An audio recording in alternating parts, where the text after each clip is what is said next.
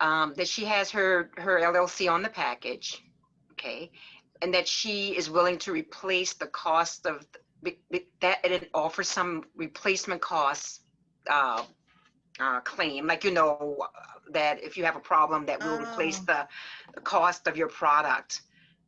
You know what I mean? Like not a guarantee. Yeah, I guess a guarantee, and the cost is not. Tasha, I hope that's what you're saying, but that you can get your money, the replacement cost of your product.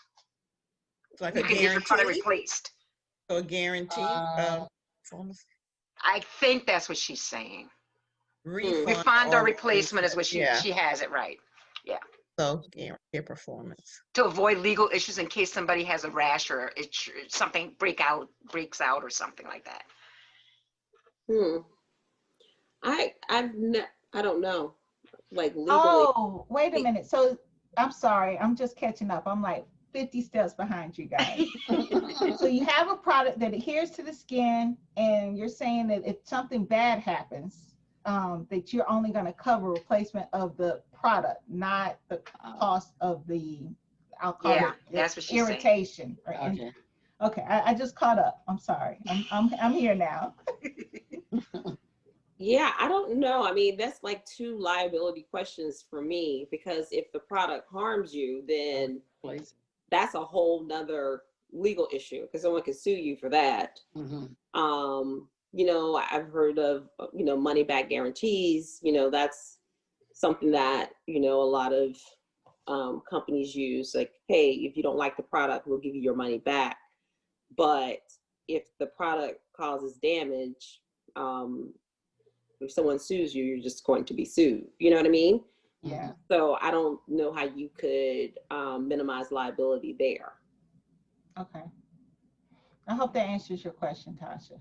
If not, may I make a suggestion? Is it possible, and I asked Natasha this, is if she put something on there that says to test it first, like in hair color, you have to test, do a skin allergen test. That's a good idea. Yeah, you can do that.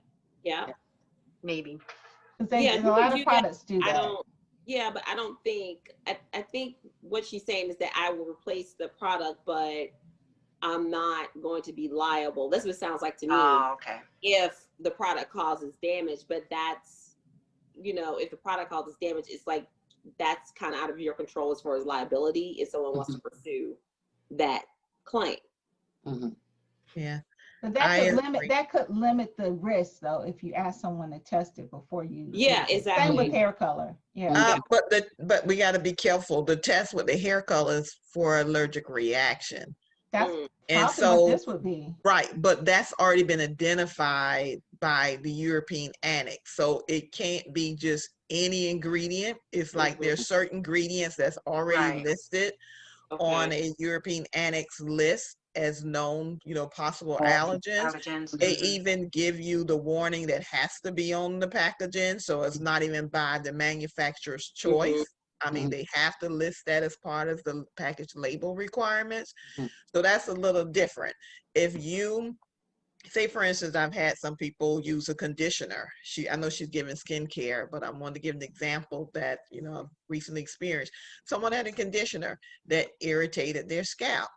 And sometimes that irritation can come from an ingredient that's commonly used, but you may have exceeded the percentage that has already been validated via safety not to cause scalp irritation. Right.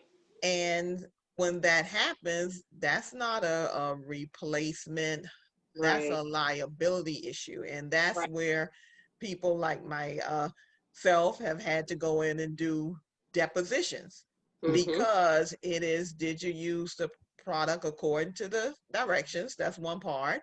And if they did, then it falls back on the manufacturer to make certain that their product has all of the appropriate safety testing and requirements.